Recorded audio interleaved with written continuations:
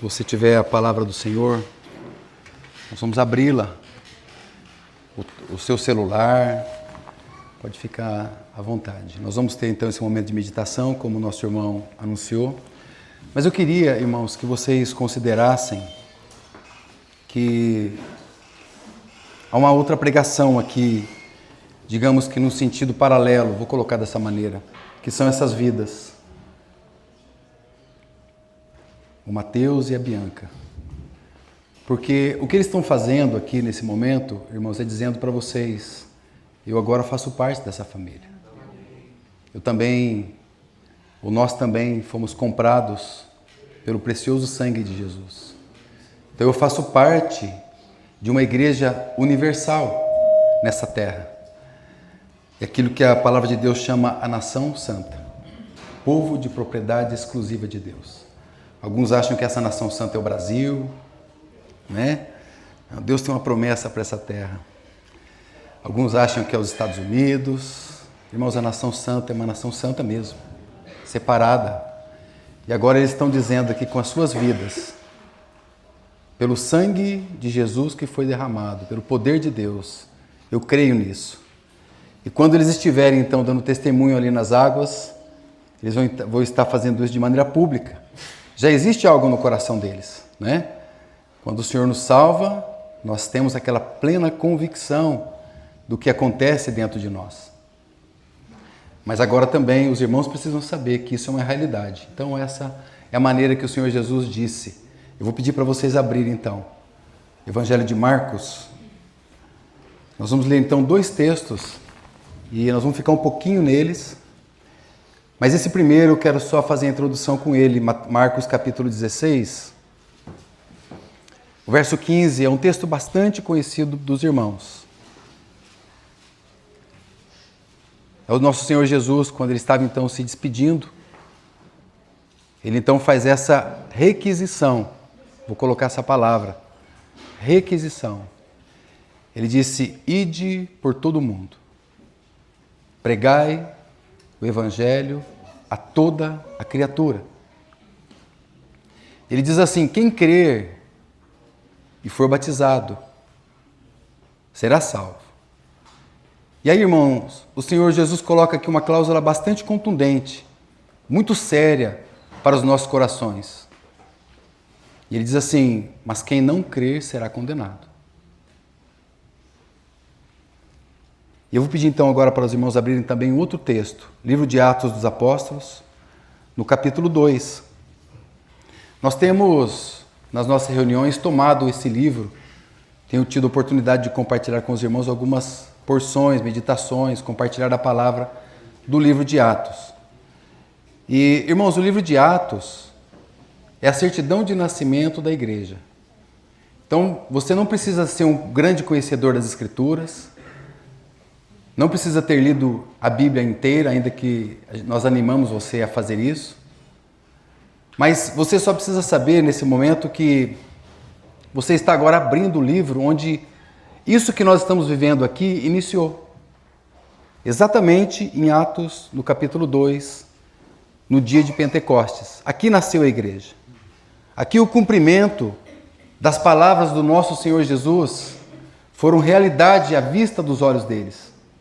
Então cumpriu-se a promessa, o Espírito Santo então veio.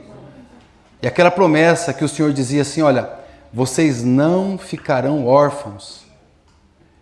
Aquela promessa do Senhor que disse assim, eu estarei para sempre com vocês, foi cumprida exatamente nessa palavra, nesse contexto, nesse capítulo. Mas eu quero que você tome o versículo 38. Ele diz assim, arrependei-vos e cada um de vós seja batizado em nome de Jesus Cristo para perdão dos pecados e recebereis o dom do Espírito Santo. Vamos ter mais uma palavra de oração. Amado Senhor, nós te agradecemos muito nessa manhã. Nós te bendizemos, Senhor, pela tua soberania, pela tua onisciência, por preparar esse tempo para nós, não só com relação ao clima, Senhor, que maravilha, mas também com relação a esse tempo de comunhão uns com os outros. E, Senhor, toma esse tempo, porque esse tempo te pertence. Esse tempo é teu. Que o Senhor possa se alegrar no que o Senhor já tem desfrutado aqui, nesses testemunhos vivos do Senhor. Senhor, se alegre o teu coração. Que nessa manhã o Senhor possa, de fato, ter toda a liberdade no nosso meio. Como nós ouvimos há pouco, que bom, que agradável é vivermos em união. E que isso realmente alegre e agrade o teu coração, Senhor. Nós te bendizemos tanto. Obrigado por tudo. Obrigado por cada irmão, por cada irmã. Abençoa aqueles que já estão aqui desde essa semana servindo. Guarda-os em teu poderoso nome. Obrigado por tudo, Pai. Em nome de Jesus. Amém, Senhor. Amém, irmãos. Logo então, irmãos, a partir desse texto que nós lemos, no verso 42, você já vê então o desdobramento dessa realidade da vida da igreja. E diz que eles ficavam perseverando. Esses irmãos, eles estavam juntos. Quando você vai lendo aí o desdobramento dessa palavra que nós lemos, eles estavam sempre juntos, eles perseveravam em comunhão, perseveravam na palavra de Deus, na doutrina dos apóstolos, perseveravam no partir do pão, perseveravam nas orações. Esse era o modo que a igreja estava então caminhando. Por isso que eu disse para os irmãos que mesmo que você não conheça a Bíblia de capa a capa, mas isso você precisa conhecer. Que havia uma realidade que já envolvia esses primeiros cristãos. E logo depois, quando você vai avançando no livro, você vai descobrindo perseguições ali por causa do nome do Senhor. Ah, irmãos, mas havia uma força que empurrava esses irmãos. E essa força era o Espírito Santo. O Senhor Jesus tinha dito para eles: eu vos darei o poder ao descer sobre vós o Espírito Santo. Então eles eram muito corajosos e eles avançavam. Nada para eles era mais importante do que isso que os movia, isso que os motivava, isso que os movimentava, que era o poder do Espírito Santo. E a despeito de todas essas perseguições, a despeito de todas essas lutas, a despeito, irmãos, da dispersão, a despeito das perseguições, eles avançavam e caminhavam. E assim precisamos nós também. Estamos falando agora já 2000 anos adiante, estamos nós aqui. O mesmo testemunho nós estamos vivendo aqui, hoje. É verdade, irmãos, que quando nós olhamos de uma maneira geral, o que temos visto, aquilo que tem se chamado de igreja, eu sei que muitos de nós fica muito triste com o coração. Imagina o coração do Senhor. E às vezes nós somos até pegos, debochando muitas vezes de práticas que nós vemos que contrariam de maneira contundente a palavra de Deus. Mas nós precisamos ter muito cuidado com isso.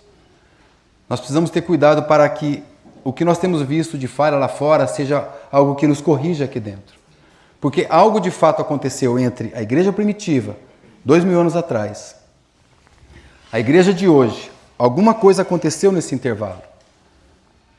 E sem dúvida, o que tem acontecido é uma frieza espiritual, uma apostasia, uma negligência com as coisas do Senhor. Então nós precisamos, na verdade, olhar para isso e cuidar de nós mesmos. E avançar, assim como aqueles irmãos avançavam também. Como aquela analogia de Atos no capítulo 29. Né? Não existe Atos capítulo 29, né? No nosso canon, né? nas Escrituras. Porque é uma figura de que nós somos a continuação daquilo que está escrito aqui. Como Atos vai até o capítulo 28. Então isso precisa falar alto aos nossos corações. E a ênfase, sem dúvida, é o Espírito Santo. Sermos guiados, sermos consolados, sermos ensinados pelo Espírito Santo. O que muitas vezes nós temos confundido com barulho. Né? Muito se tem confundido, dizendo que obra do Espírito Santo é barulho. Então, o ministério do Espírito Santo não tem nada a ver com essas coisas que nós temos visto. Mas sim uma vida que nos motiva. E tantos desses contextos também, irmãos, se o Espírito Santo for retirado, como disse o irmão, possivelmente eles nem vão sentir falta.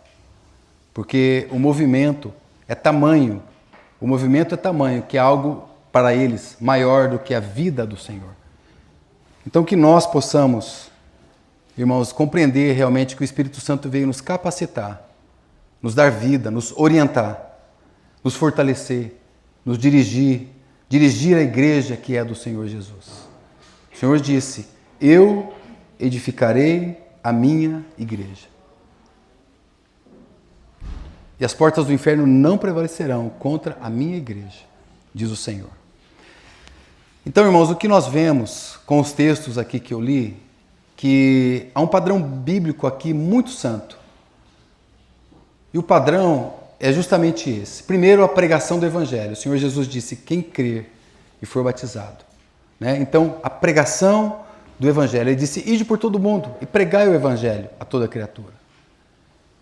E em seguida, vem a fé no Senhor. A fé que nos foi dada pela graça de Deus.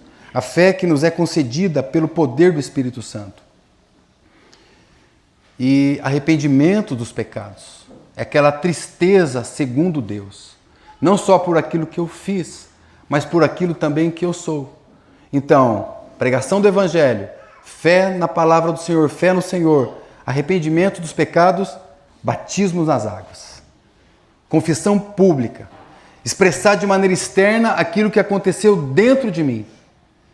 Irmãos, com isso, eu não me refiro somente aqui ao Mateus, a Bianca, eu me refiro a alguém que eventualmente esteja aqui conosco, mas que ainda não tomou essa decisão. Eu não me refiro à decisão do batismo. Eu me refiro à decisão de ouvir a palavra do Senhor, a pregação do Evangelho. A palavra que nos salvou, a palavra que nos libertou, porque o Senhor Jesus foi contundente. Mas quem não crer será condenado. E essa palavra precisa, de fato, chamar a atenção dos nossos corações. Então, nós temos essas tônicas aqui. Fé, arrependimento. E são imperativos, irmãos. Imperativos.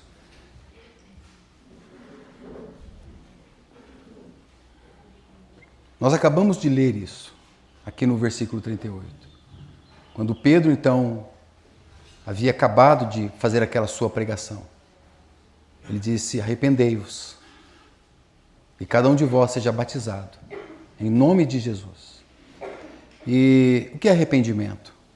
O que é arrepender-se? Nós sabemos o sentido da expressão, que é mudar a nossa mente, é uma conversão, é um propósito, é mudar o propósito, é mudar a direção, é retornar, é voltar atrás. Tudo isso está relacionado com arrependimento. Ou seja, eu estava indo num caminho, né? Há um caminho que para o homem parece que ele é correto, que ele é direito. Mas o homem não sabe que no final desse caminho é um caminho de morte. E por isso que o Senhor Jesus fala: quem não crer será condenado. Mas um dia, o Senhor abriu então os olhos do nosso coração e Ele disse: arrependei-vos e cada um de vós seja batizado. Então, esse arrependimento é um convite universal e urgente. Lucas, aqui escrevendo Atos, ele mesmo relata isso. Ele diz assim: Deus manda que em todo lugar se arrependam. Em todo lugar haja um arrependimento. Então, ou seja, é deixar de olhar para si mesmo e olhar para Cristo. Ele é o caminho. Estávamos indo por um caminho de morte, e agora nós olhamos para o Senhor. E como eu disse, irmãos, isso é obra do Espírito Santo, reconhecer a pessoa gloriosa de Cristo. É Ele que faz, é Ele que nos convence do pecado, da justiça, do juízo. E essa decisão, essa atitude, ela produz uma mudança completa na nossa vida, no nosso caráter, na nossa caminhada. É uma transformação. Irmãos, se nós pedimos aqui para os irmãos que já tomaram essa decisão há algum tempo, vieram aqui dar um testemunho, tantas coisas maravilhosas nós ouviremos aqui. Tantas coisas maravilhosas. Existe, na história, a história conta, alguns irmãos do passado que eles foram desafiados por ateus para debates. Isso aconteceu algumas vezes ao longo da história. E alguns utilizaram o mesmo argumento que outros utilizaram. Eles disseram assim: eu concordo de participar desse debate. Eu concordo, vou participar, vamos marcar aqui amanhã. Só que tem um detalhe. Os cristãos diziam para os ateus: vocês vão trazer aqui para mim 100 ateus transformados pelo poder do ateísmo. Ok? Sem ex-ladrões, sem ex-assassinos, no total 100 ex-prostitutas, ex-adúlteros, 100. E eu vou te trazer 100 também transformados pelo poder do Senhor Jesus. Aí no outro dia, os ateus nem apareciam de vergonha, porque é esse poder, irmãos, que transforma as nossas vidas. Esse poder. Então, se nós dessemos o microfone aqui para os irmãos, vocês iam ouvir muitas histórias maravilhosas, contundentes do poder do Espírito Santo que transforma. E não só isso, irmãos. Que poder dá alegria no teu coração? Qual é o poder que transborda o teu coração? De prazer, de gozo. Muitas vezes solitário, mas você nunca está solitário. Muitas vezes nas suas orações, no quarto secreto, transformados pelo poder do Senhor. Isso, irmãos, é o poder da transformação. É isso que nós estamos vivenciando aqui. É isso que eles estão dizendo aqui com as suas expressões. Eu creio nisso. Algo mudou a minha vida. Algo mudou o meu caráter. Agora eu quero viver pela fé. Agora eu quero andar em novidade de vida. Agora eu quero andar em submissão a Deus. E aí então veio o batismo, né? Porque no outro tempo, todos nós aqui, como diz Tito no capítulo 3, éramos insensatos, extraviados, desobedientes, servindo a várias concupiscências, aos nossos próprios prazeres, deleites.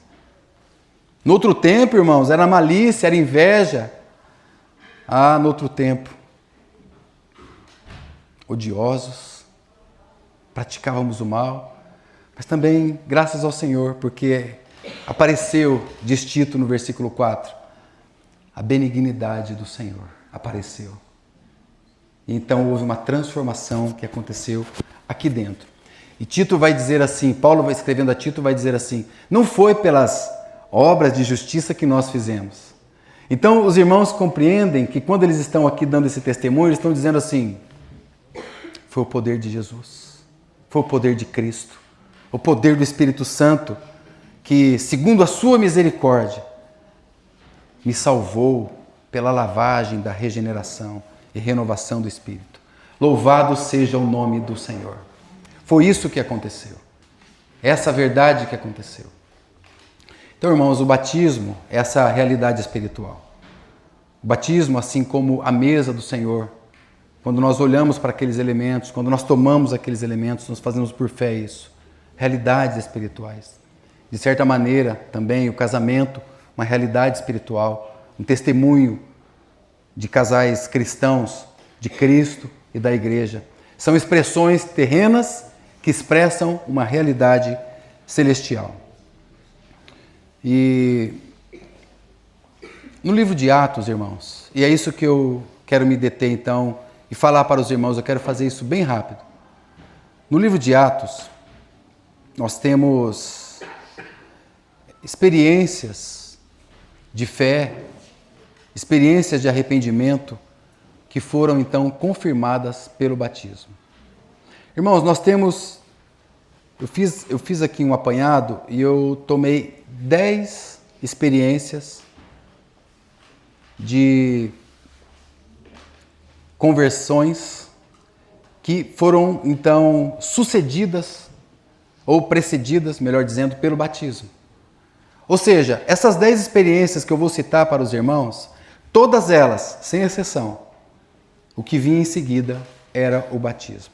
Aí mesmo onde você está, no versículo 38, nós vemos isso.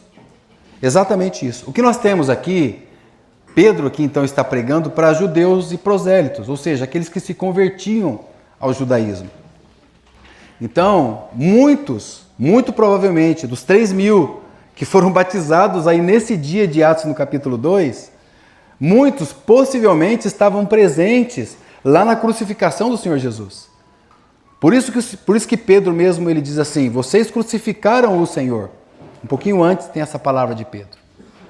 Aí eles dizem assim, que faremos? Né? Com o coração então totalmente compungido pela palavra, pela pregação que foi dado ali por Pedro. Aí Pedro então dá essa palavra do verso 38. Vocês se arrependam, mudem os seus caminhos, retornem, voltem e cada um de vós sejam batizados em nome do Senhor. Então, antes, eles viviam debaixo da lei. Antes, eles viviam segundo o seu caminho, segundo suas mentes. Mas depois, eles passaram a viver. Por isso que está no verso 42, a doutrina dos apóstolos, o ensino apostólico. Aquela mesma palavra que o Senhor Jesus havia proferido lá no final do Sermão da Montanha. E então, no final do capítulo 7, diz que a multidão estava maravilhada, né? Tinha os seus corações compungidos pela palavra do Senhor Jesus. Então eles estavam, da mesma maneira, com os seus corações esmagados ali pelo poder de Deus. Então, assim eles continuavam vivendo, da maneira como nós estamos hoje. Doutrina dos apóstolos, na comunhão, partindo o pão, nas orações. Irmãos, ainda um outro testemunho no capítulo 8, os samaritanos, e aqui eu vou ser bem rápido, só vou fazer a citação. No capítulo 8, a partir do verso 5, os samaritanos ali, eles viviam no sincretismo religioso. Então, tudo que se falasse a respeito de espiritualidade, eles abraçavam. E quando eles creram, então, na palavra, o que você descobre é arrependimento. Quando, então, eles creram na palavra, eles receberam o Espírito Santo. Quando eles creram na palavra, eles abandonaram todas aquelas feitiçarias das quais eles viviam. Então, houve transformação de vidas. Eles, de enganados pelo ocultismo, passaram a ser cheios do Espírito Santo. E então foram batizados. Ainda no capítulo 8 você tem ali o Simão o Mágico. Quem era Simão o Mágico? Né? Ele era conhecido e ele era reverenciado ali em Samaria como o grande poder de Deus. E quando então ele crê no Senhor, ele ainda teve um período de queda logo após. Mas em seguida, ele é levantado de novo, ele pede para que Pedro e os demais irmãos orem por mim. Porque de fato ele teve um deslize logo após a sua caminhada. Mas ele foi levantado. Irmãos, eu queria que você olhasse para isso e configurasse a sua própria vida. Eu sei que nem todos os irmãos aqui viveram nesse tipo de prática. Mas com certeza uma ou outra vai falar aos nossos corações. E algumas vezes a gente pode cair como Simão caiu. Algumas vezes a nossa fé pode fraquejar como fraquejou aquela. Mas a palavra de Deus diz que o justo pode cair, mas o Senhor coloca ele de pé. Você tem também a experiência do eunuco, aquele etíope, que era um funcionário público do alto escalão da Etiópia. Então ele buscava a Deus, ele tinha um coração sincero para buscar a Deus, mas ele estava fazendo isso na religião judaica. Até que o Senhor Deus fala com Filipe então, e o Filipe se dirige até lá. Quando ele chega, ele está lendo o profeta Isaías, não está entendendo absolutamente nada do que estava lendo. E aí então houve a iluminação do Espírito Santo. E através da pregação da palavra, ele creu no Senhor Jesus. Mas não só isso, imediatamente ele disse assim, olha, tem água ali, o que me impede que eu seja batizado? Imediatamente ele foi batizado. Ele deu esse testemunho. Então, um religioso, totalmente sem experiência, sem luz da palavra. Muito provavelmente, a história diz que a pregação do evangelho chegou à Etiópia através desse eunuco. Mais uma experiência de Cornélio. Cornélio de Atos no capítulo 10. Cornélio, ele era um centurião romano.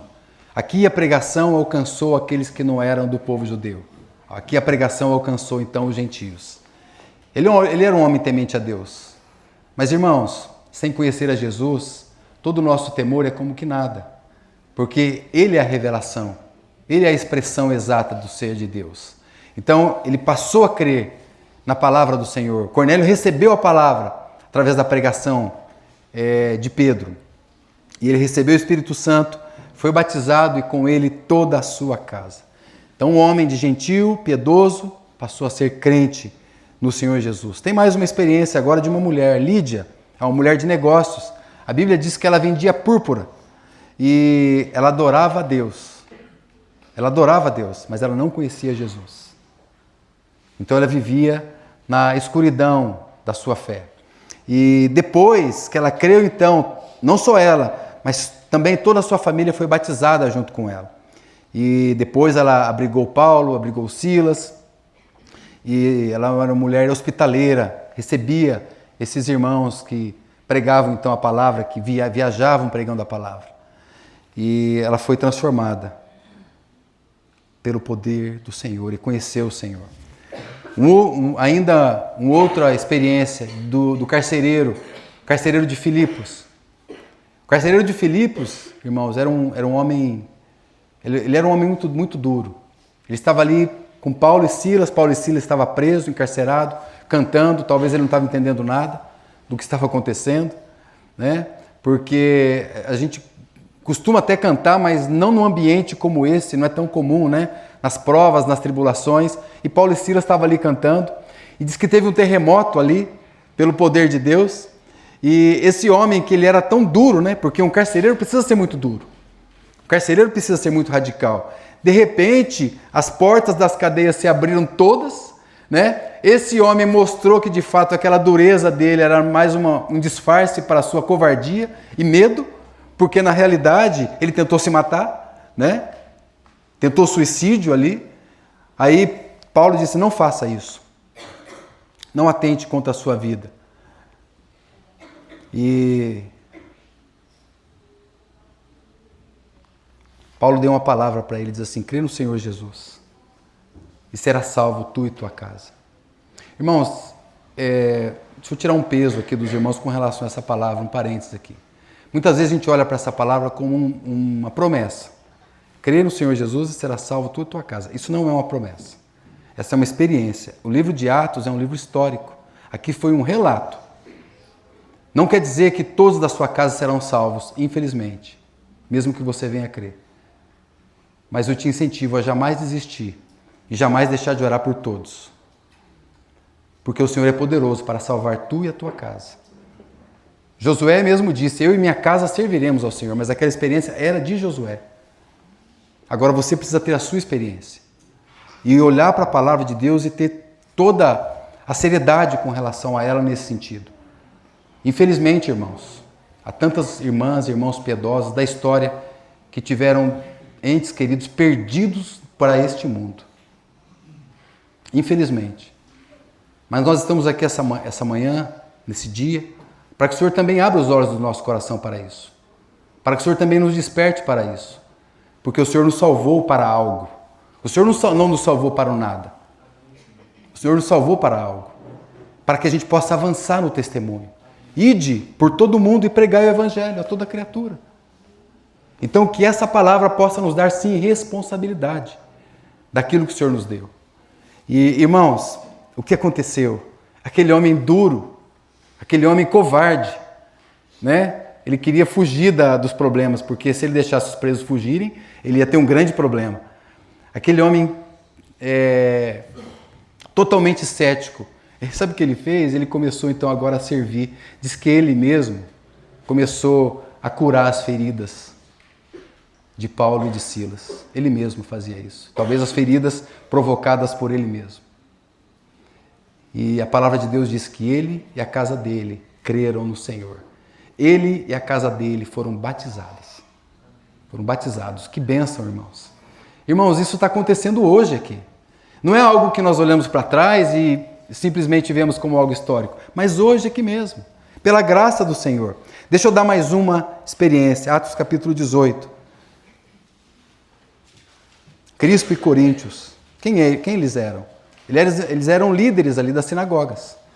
E eles eram religiosos, ligados ao judaísmo, pagãos, né? Mas eles rejeitavam veementemente o Evangelho.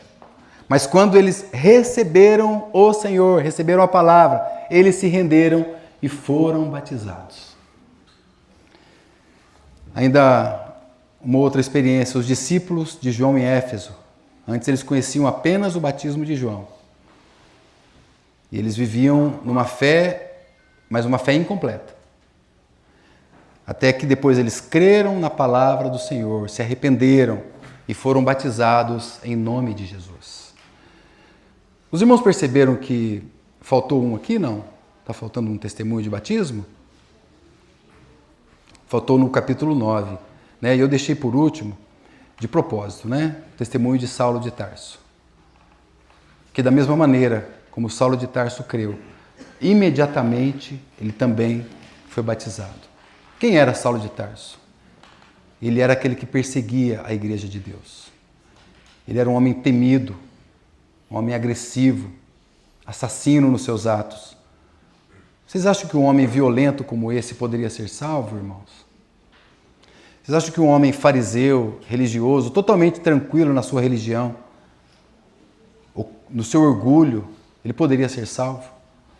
Cego espiritualmente, até que o Senhor Jesus apareceu para ele e pregou para ele pessoalmente: Saulo, Saulo, por que me persegues?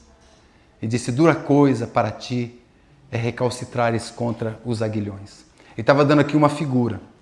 A figura que Jesus deu para ele é muito interessante. Porque o animal bravo, ele era então, os irmãos aqui do campo têm mais facilidade de compreender, né? Mas o animal bravo, você colocava ali uma espécie de um instrumento pontiagudo. De maneira que quando ele ficasse afoito, quisesse fugir daquele trabalho, ele dava o coice e ele mesmo se machucava. Então Jesus está dizendo assim: dura coisa para ti, você está machucando a você mesmo. Irmão, você fugir de Deus é pior para você mesmo, a dor é para você mesmo. Jamais você ferirá o Senhor pelos seus coices. Jamais qualquer um de nós, mesmo que nós cremos, poderemos afetar o Senhor com a nossa agitação. O Senhor Jesus disse: dura coisa é para ti. E em quem Paulo se tornou, irmãos? Quem Paulo se tornou? Logo após que ele foi batizado por Ananias, então ele já começou a pregar ali em Samaria. Ele ia nas sinagogas pregando a palavra de Deus. Ele tornou-se o maior missionário da história. Diz que ele ficou 14 anos numa vida reclusa.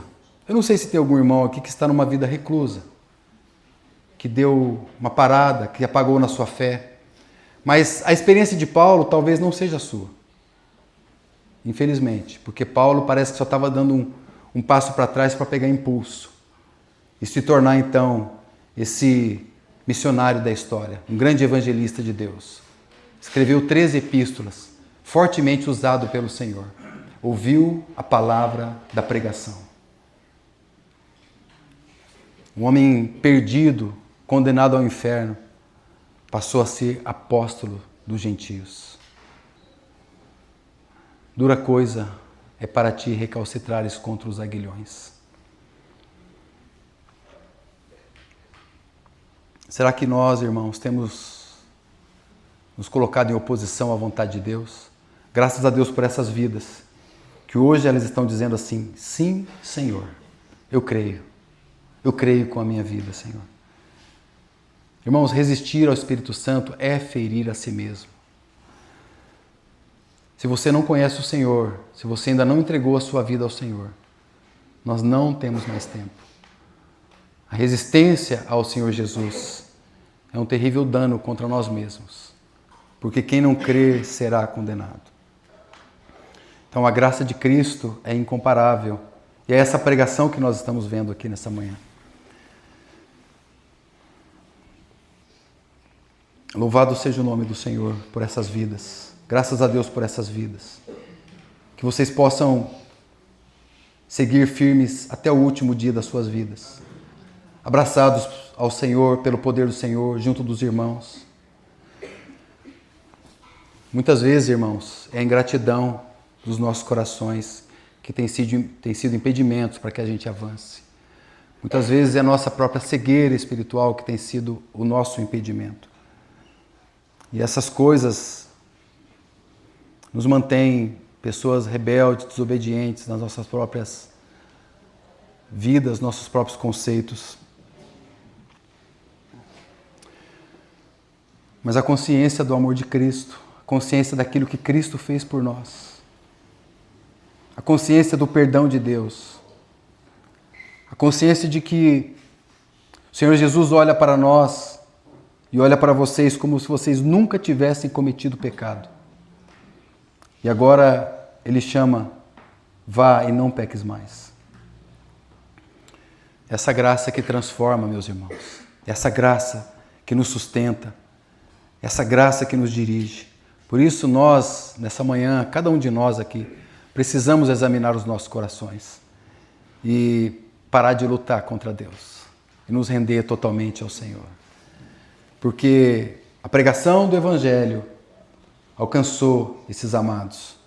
E agora vocês devem perseverar firmes no ensino apostólico, na comunhão, no partir do pão, nas orações. Com fé no Senhor Jesus. Como nós temos vivido de fé em fé, de glória em glória, como diz o salmista, de força em força. É uma vida de progresso, uma vida ascensional, até chegarmos à estatura de varão perfeitos, como o Senhor Jesus. Arrependimento, irmãos, agora de obras mortas, porque arrependimento não é algo que ficou só no passado, é algo que nós precisamos tomar hoje como verdade e realidade e avançar também para a glória de Deus. Quando nós somos imersos na água, no batismo das águas, os irmãos estarão junto com vocês, o Wagner, o Patrick estará com vocês, mas ali vocês estarão dizendo: eu renuncio aos meus pecados. Eu renuncio aos meus pecados, a minha vida passada. E agora eu quero viver para Deus. Isso num testemunho público. Quando Pedro vai dizer: sejais batizados no nome do Senhor, batizados no Espírito Santo, ele está dizendo assim: agora vocês sejam conformados a Cristo. O batismo no Espírito Santo é ser conduzidos pelo Espírito Santo a cada dia. É essa transformação, é essa imersão, digamos, no Espírito que envolve corpo, espírito e alma. Então nós podemos viver em santidade de vidas, para a glória de Deus. Muitos irmãos, a gente estava dizendo há pouco, estão viajando. Vários irmãos, contamos aqui mais de uma dezena de irmãos. Mas, queridos, vocês que levantaram as mãos quando Thomas pediu para dizer aos visitantes, vocês estão consolando os nossos corações. Estamos sentindo falta desses irmãos que não estão, mas graças a Deus pela vida de vocês. E que essa palavra possa falar poderosamente a cada um. E se algum aqui ainda não recebeu o Senhor, hoje é o dia da salvação. Que essa palavra possa nos animar a prosseguir para a honra e para a glória do Senhor. Em nome de Jesus. Senhor, nós te damos graças, Senhor, pela tua palavra. Nós te bendizemos nessa manhã. Agradecemos pelo teu falar. Agradecemos pela tua igreja, Senhor. Agradecemos pelo teu corpo, Senhor. E obrigado porque um dia o Senhor abriu os olhos dos nossos corações e estamos aqui, queremos viver para o Senhor. Mas, Senhor, se há alguém aqui que ainda não tem essa convicção, fala aos corações nessa manhã, Senhor. Tenha misericórdia destas vidas. Tenha misericórdia, assim como o Senhor tem tido do Mateus, da Bianca, tem tido das nossas vidas. Que o Senhor possa continuar nos conduzindo para a honra e para a glória do teu nome. Ó Pai, oramos no nome bendito do teu Filho, Senhor Jesus. Amém, Senhor. Amém.